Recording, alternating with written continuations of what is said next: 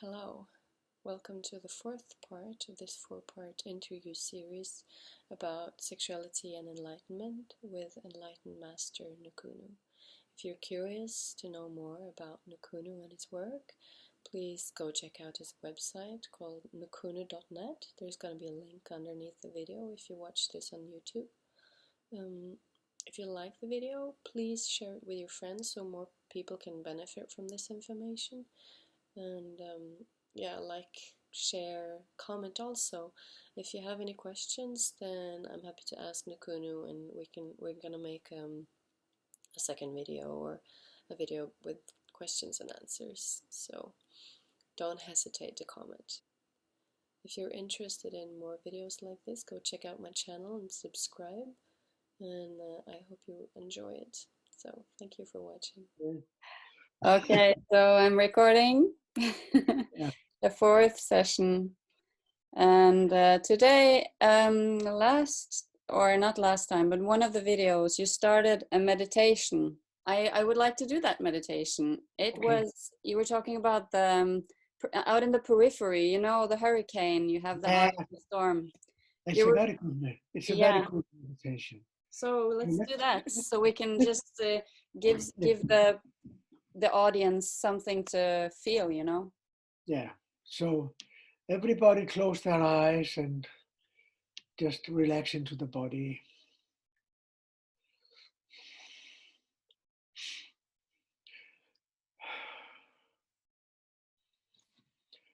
So the consciousness can be compared to a hurricane.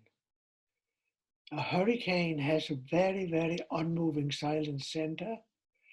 And when you move in the periphery, it's getting more and more violent. It can turn over cars and houses, and the further away you go. But if you can get into the center, you're totally free and untouched. I remember Osho talked once about that when he was a boy, he would dive into the whirlpool in a river. They can be very strong, and especially in the monsoon time, these whirlpool where the water is going into a pool. And if he could dive into the very middle of it, he would be totally in peace. So we normally, when we wake up in the morning, we have just come from dreamless sleep, which is actually staying in our true nature without really knowing it. We just feel good when we come out. We feel, oh, I rested so deep, it was so nice. We are touching the real here, but we don't know. Then we wake up, a bell rings, or the child is screaming, or whatever happens. And instead of just staying a little while, we rush into the thinking mind immediately, dreaming, desiring, imagining, judging, fearing. We move into the periphery of the mind, and we get further and further back from a place where we could actually just have been resting for a while. That's why the sadhus, they are meditating on the sunrise. It's because exactly there when they have awoken, when the sun arises, they meditate because they're so close to source. They don't rush into the periphery of the mind like we do. We are rushing into forms and names. And it's getting more difficult because out in the periphery, it is one hand fighting another hand or grasping another hand, because we may push feelings away that we don't like. It is one hand pushing another hand away because it's all ourselves, essentially. Or we are grasping at something. It is one hand grasping a hand. And eventually, normal therapy don't go deeper. It stays here with grasping one hand and pushing one hand away. And it's why you don't really get free by going in ordinary therapy. You get tired after a while. Also, you have no more money to pay for the sessions because the therapist will ask you, oh, wow, it's a problem. Where do you think it comes from? From your mother or your father? We stay in this sinking emotional mind and don't see that it's actually impermanent. So when I have a session with people and they start talking like this and they have a feeling they don't like and want to get rid of, I ask them to feel into it and see it's impermanent, it's empty. Ah, it's empty. Then they fall a little step closer to the source. Without knowing it, there can come one feeling even worse or better. Slowly, slowly, we start falling into the silent center in consciousness. And suddenly they feel, but Nukunu, there's such a peace here. I'm, I feel I'm totally okay. You have seen the impermanence, the dream quality of all these things you are fighting with. It's not real. It's unreal. But that's the Indian, the mystic approach. So, working like that, you move from the periphery also into the silent center of consciousness. And suddenly you are home. Uh, it's, I just wish that we could get more people to understand it, that there's nothing you have to change or get rid of. These words keep you staying in the in duality. Oh, I had to get rid of it. Or, I talked with my sister this morning and she also used this language. And I said, now you've been with me for so many years and you're still talking about getting rid of something. It's not possible. You can see that it doesn't really exist. That is the way. So mind is just like a hurricane and everybody is living in a hurricane. Very few fall into the silent center of consciousness, even though it's so utterly simple to understand. Yeah. When I had my awakening 25 years ago, I was cultivating in the beginning because it came and went. And one morning I was going over Lakshman Jula, the bridge in Rishikesh, and there was so much doubt. And normally I'm a psychologist, so I have learned that then we must analyze this doubt. Where is it coming from? And see if we can get rid of it somehow. No, I did not. I asked myself, how is it to experience doubt? The feeling of doubt. And I went down through the layers and I came into my clarity again. But if I start fighting with doubt, there's no end to it.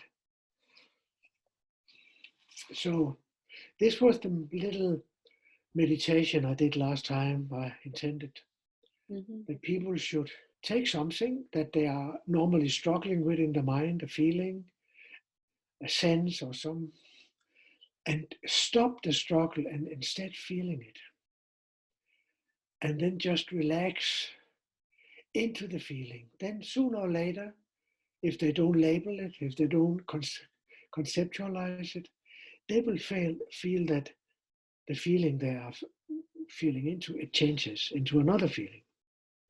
And slowly, slowly they go down through the layers home. And, and there can happen different things when they start coming home to who they are. Either there come very, very, very strong, scary feelings up, like the fear of death, or it starts becoming very, very, very loving and peaceful and wonderful. It will eventually come, but they can also risk to encounter difficult feelings. And that's what the organized religion go in and stop people in the investigation. When this fear of death starts coming, and then they can preach all the nonsense to people, but it makes people stop the inquiry and go deeper. Then the Christian will say, oh yeah, but believe in God and you will go to paradise and blah, blah, blah. Yeah. We are living in such a nonsense in our society. Unbelievable. From an awakened point of view, we are, I don't know, terrible. So the organized religion goes in and creates fear in people. Don't have sex, and people cannot help not to have sex, so they have sex, and then they start having fear. And they should not have sex if they believe in God. And you know, all this nonsense is still hanging around here, more or less. Yeah. Yeah.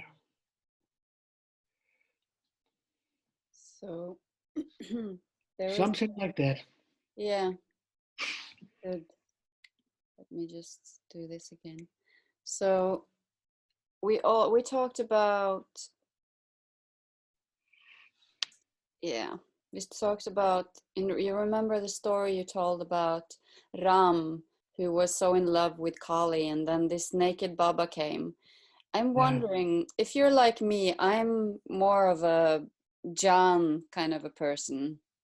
I'm not that like devotional. I find it difficult, but wisdom is easier. So I wonder, do you have a story or something to say about if you're walking up the Jan side of the mountain and Oh, and you meet Bhakti?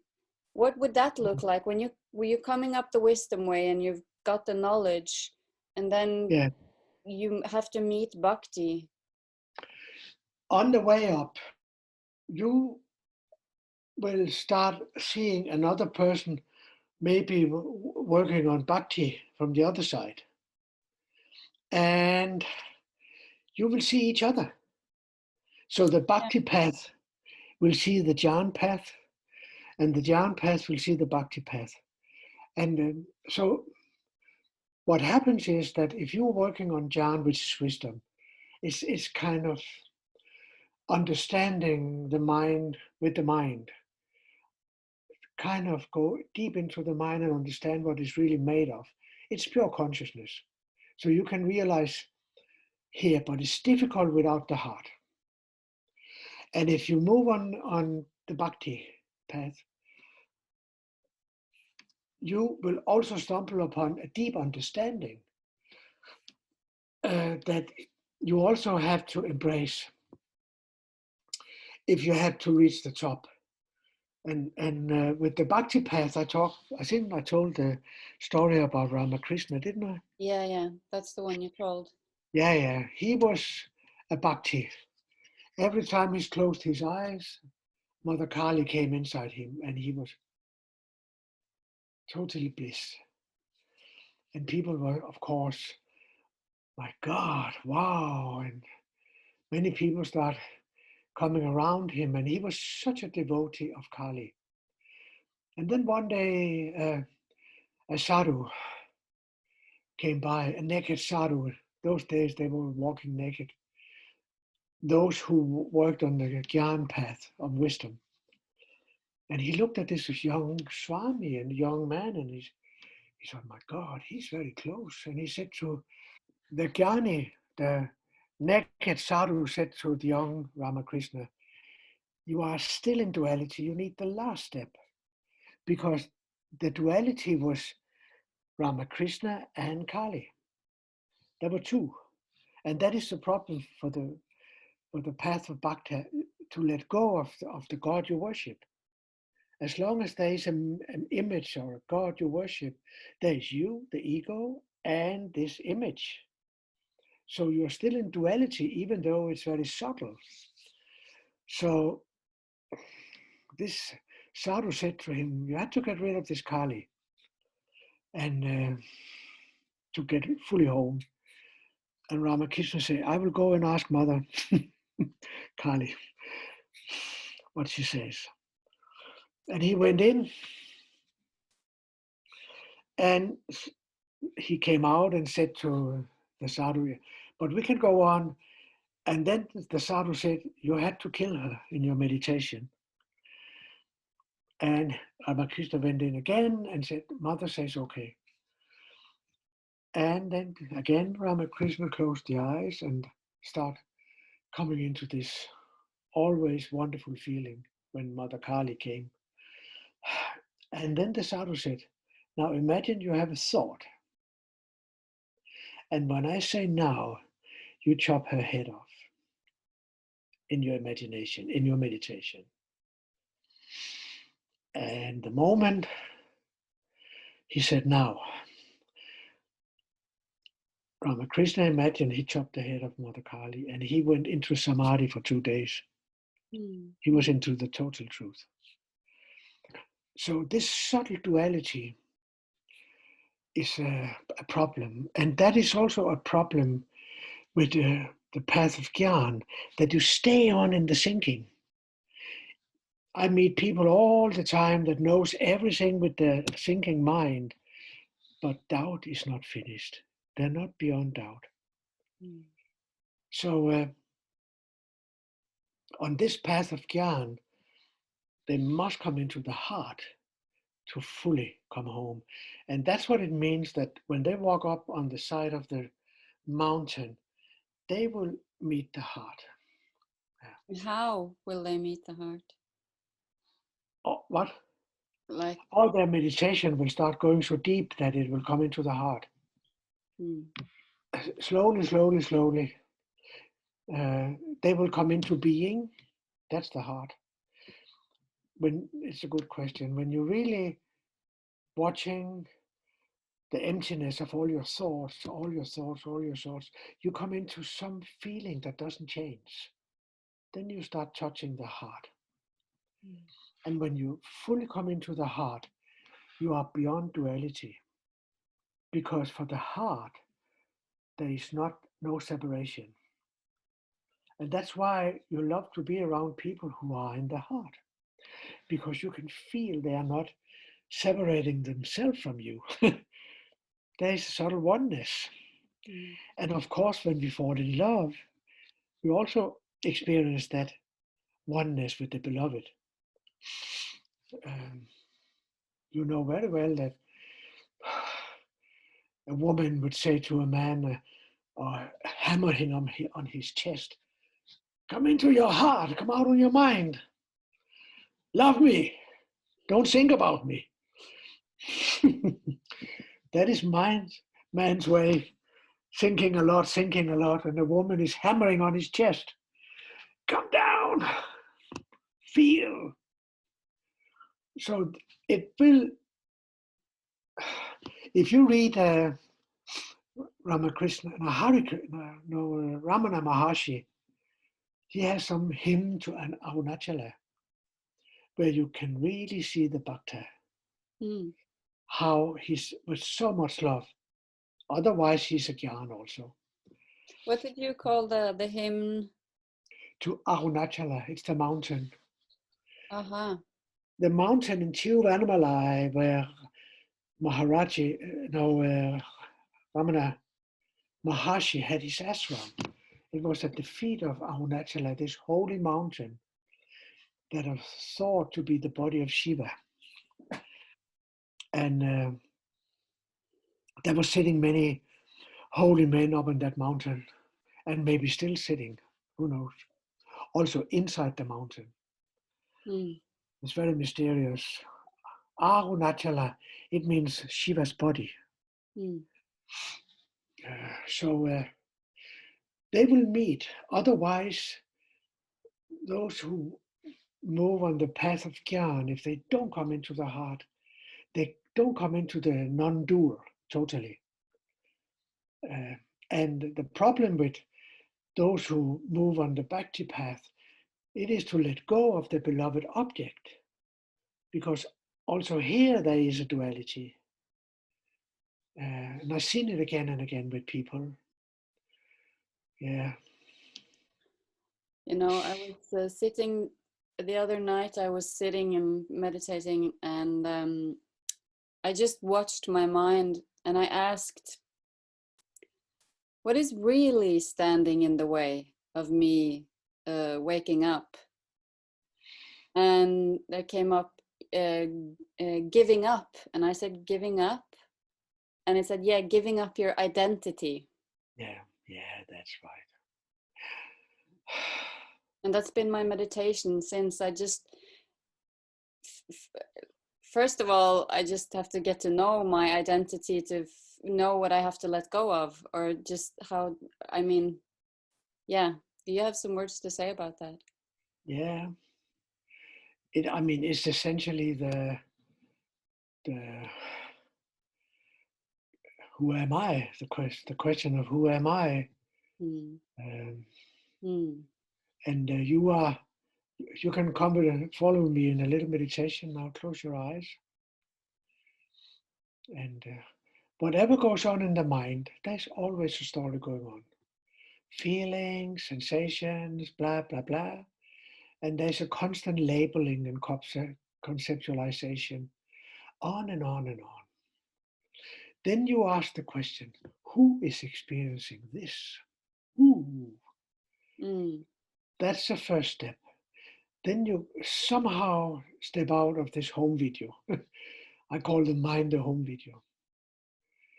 It's a home video that runs all the time. And you can have very nice home videos and very ugly. I must have told you the story about a retreat I had many years ago with an old, actually sannyasi who was sitting and meditating, and I could see he was thinking. So in those days, we went around with a sin stick and gave people a little hit on top of the head. And I also did that with him, and he got a shock. And then he said, you just destroyed the best sexual fantasy I ever had. And from that moment, I start calling the mind the home video, because it's the best. You can run whatever you like. You can see your father, boyfriend being butchered and killed by dinosaurs or whatever you like. So when you ask the question, but who's experiencing this? And you say, I am. That is the first step out of the home video. It's already a little freeing, but you are not home yet. Then you ask the question, but who am I? And then you go further back. And the mind will give you questions and give you answers and give you answers. And all the time you will say, who's experiencing that answer? I am. Who am I? More and more and more you will sit in just a feeling of being. No language, just a sense of being. And that will actually be the heart. And suddenly there will be a shift in your whole perspective. That's the awakening. It will come when there is no thoughts, no duality. In Advaita we say Atman is Brahman. Atman is this sense of beingness that is totally devoid of thoughts. And that sense of beingness, this Atman, suddenly is realized as Brahman, as the absolute. Then you have an awakening and it shifts, it happens by itself. You can only be patient and keep on going to this place of beingness. And anytime there come thoughts, just ask, who's aware of these thoughts? I am. Who am I? So you are nailing yourself back into this pure sense of existing, the Atman. Not existing of this or that, but just existing. Then you are in the heart. And suddenly there's a silent explosion inside. It can be more or less. And you are suddenly one with everything. And you will know that everything is yourself. And you're free in it, totally free. It's amazing. And most likely for most of us, the mind will come back very quickly and say, what was this? Then again, who's aware of this? I am. So that is a very, very strong path that I have also worked a lot with. Vichar, it's called in Sanskrit. And that was Ramana Maharshi's main way guiding people. Who are you? But it's not an intellectual question that you had to find out. No, it's a questioning to wake up. And very direct. When I worked with it for 2 years. And when I was walking around, I will ask, who is experiencing this? I am. So on and on, it brought me into here now. Here now. Here now. Because when you ask this question, who is experiencing this? Me. Then you are here now. And who am I? So I worked a lot with it, walking and sitting. It's called Atma Vichar. It's translated like inquiring into the sense of being, into the Atman.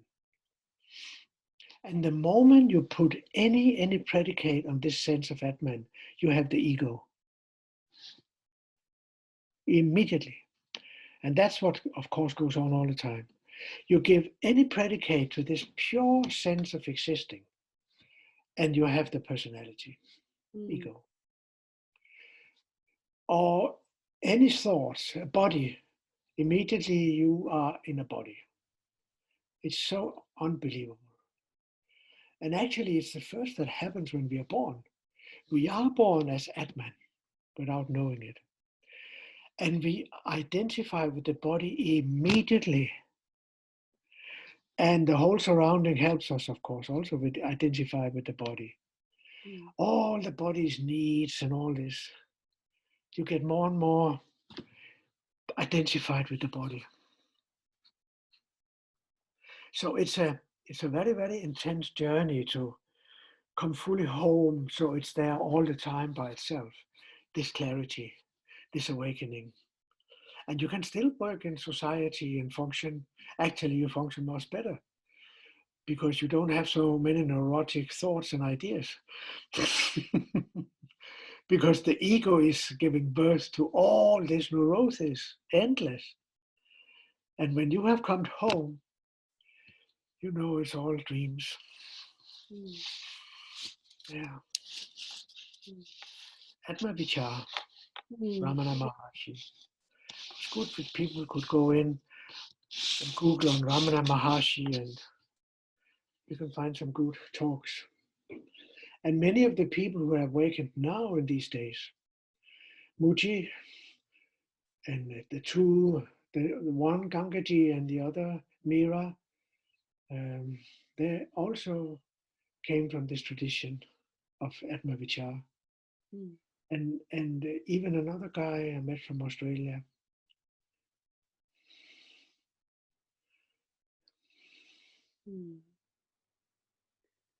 So we were talking briefly about substances. Yeah. And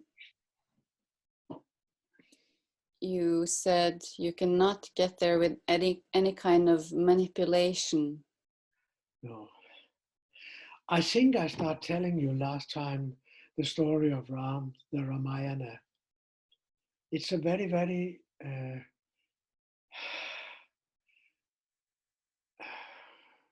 honored scripture in India, very loved.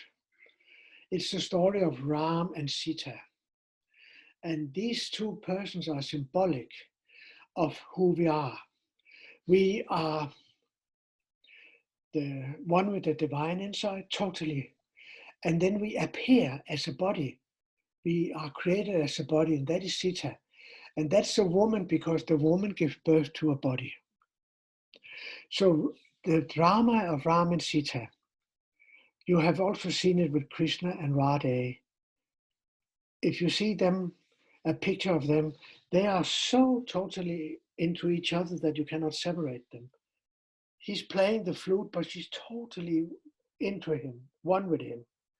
And it also has a deep meaning that you can never separate the truth, the real reality from its appearance.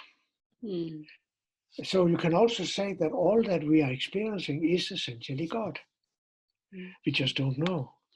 Very few knows it.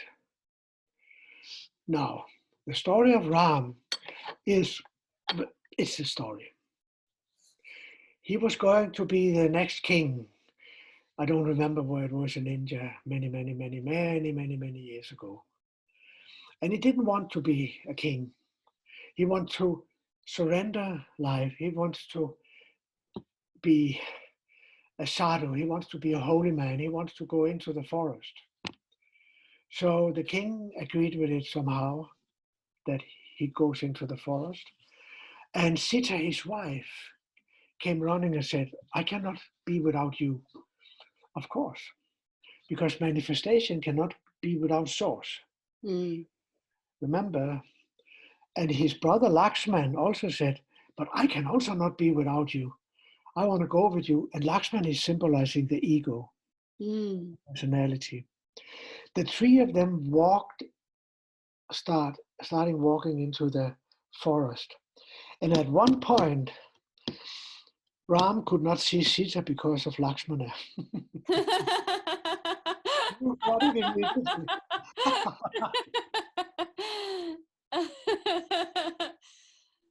No, sorry, it's Sita that couldn't see Ram. Sorry, Sita couldn't see Ram because Lakshmana was walking in the middle. Mm-hmm. That's how it was. Sorry. And sooner or later, this demon starts seeing them and thought, how can I capture Sita? The demon represents ignorance. Mm. So the ignorance is always capturing the ego, living through the ego. So he thought, how can I get hold of her? So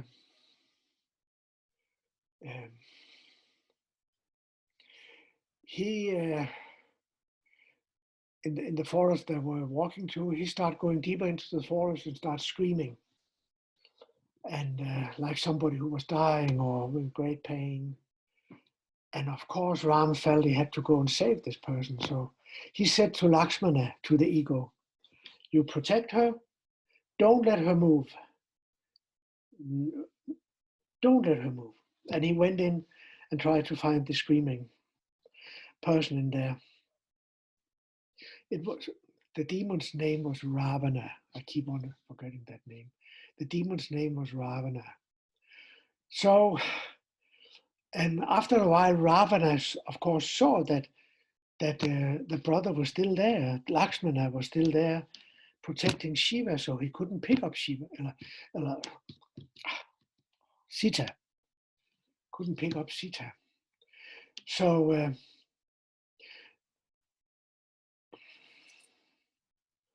and now I remember, I forgot how he got. Yeah, then he began to scream like Ram in the forest. So Lakshmana said, "Oh my God, it's my brother! Ha! I had to go and save him." So Lakshmana also left Sita, and he drew a circle around her. Don't leave this circle, on no circumstances. A circle represents wholeness. Mm. You must not step out of this circle. And Ravana saw also this, but now he have got Ram away and Lakshmana away. So he said, well, how can I get her out of the circle? Okay. He appeared as a sadhu, a holy man, and came begging. And Sita said, but I cannot leave the circle here. And he said, but you have to feed and take care of a holy man. But I cannot leave the circle. And he kept on, and eventually she left this circle. And he took her and flew to the demon's country. It was actually, in those days, it was the little island south of India. What is it called? Sri Lanka, yeah. He flew to Sri Lanka with Sita. And of course, they came back and she was gone. And then Ram walked all over India trying to find Sita. That's what God is. He's or she is walking all over to try to find us. It's God looking for us. Think about that. We are not looking for God really. We are looking for all kinds of experiences. We are basically looking for Ravana. But God is looking for us, for appearance, which is Sita. It's appearance, the body. And finally he came across Hanuman, the little monkey god. I don't know why it's called a monkey god. I don't like that, but I think it is beings that lived thousands of years ago in the world that we have no touch with anymore. They have disappeared. So the Hanuman immediately recognized Ram and fell at his feet, and Ram said, "Oh, my wife, I can't find her." And Hanuman promised to find her, and he flew over the sea to Lanka, picked up Sita, and brought her back and united her with Ram. That is enlightenment. Hanuman represents devotion, doesn't he? Yeah, the heart, yeah. The heart. He could unite Sita with Ram, the heart. That is a very, very famous story in India that of course try to say the unsayable. That God is looking for us and we are captured by demons, which is of course all these thoughts and emotions, and it's only the heart that can find a way to unite us again with appearance, because we have separated ourselves from appearance. From now on, Sita and Ram lived in oneness after they got united again. So what you're saying is that manipulation and substance use is just creating more experiences, really. Yeah. It's not taking it to your... Ravana experience all these feelings, thoughts, sensations that we get lost into. All of it. So to see through this will be of being united with Sita again, that Ram and Sita get united again. Seeing through it, and we can only do that when we come into the heart. Eventually. You go so deep that you go beyond even doubt and no doubt.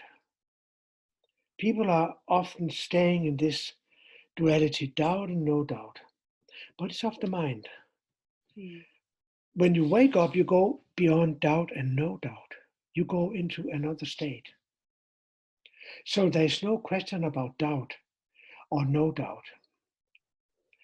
And people who are believing that they are enlightened because they have realized conceptual enlightenment, that they know all the words and they can sing all the thoughts. It's called conceptual enlightenment. They have not finished doubt. But existential enlightenment, then you're free. You are the fourth. You go beyond time and space, go beyond the thinking mind. You go beyond the source itself, and you go beyond the oneness with the divine, whatever you want to call it. The mind cannot understand it. Yeah. Can never understand it. But we can somehow talk in pictures, in analogies, so pointing at the truth, but we cannot say it. It cannot be said because it's the fourth dimension. It is a dimension before time and space appears and before language appears.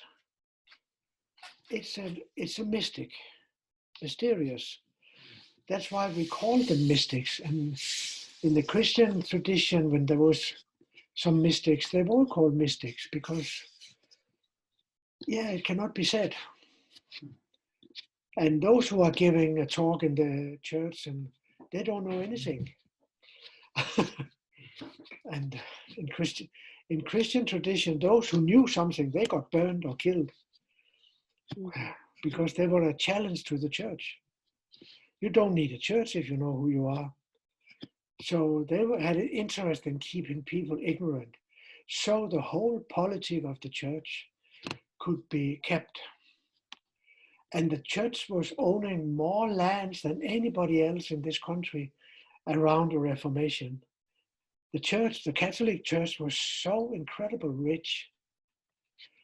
And then came a reformist, and slowly we changed into a new ideology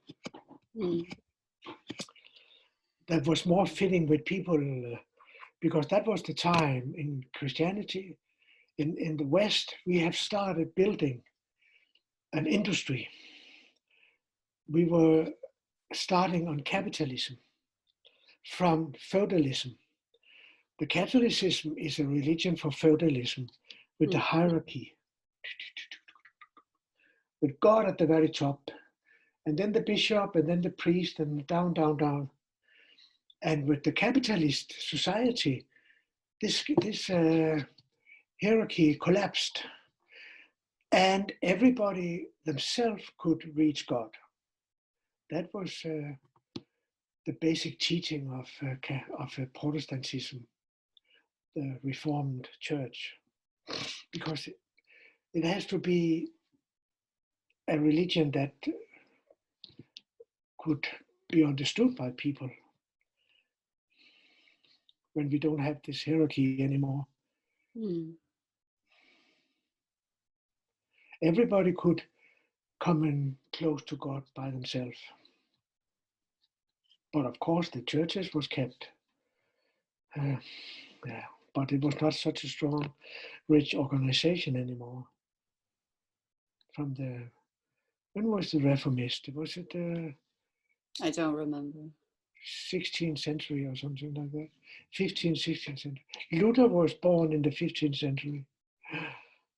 He somehow survived. It's amazing, but he did. They didn't manage to kill him. Yeah. Yeah, But thank you, Nukunu. I can talk more about it another time if there's interest for it. So that was the fourth video. On my channel you can see the other three if you haven't seen them already, and there, as I said, there's going to be a couple of, at least a couple of videos with questions and answers. And if you have your own questions, please don't hesitate to write them down below or send me a DM or whatever. Yeah, that's it. So thanks for watching, and until next time.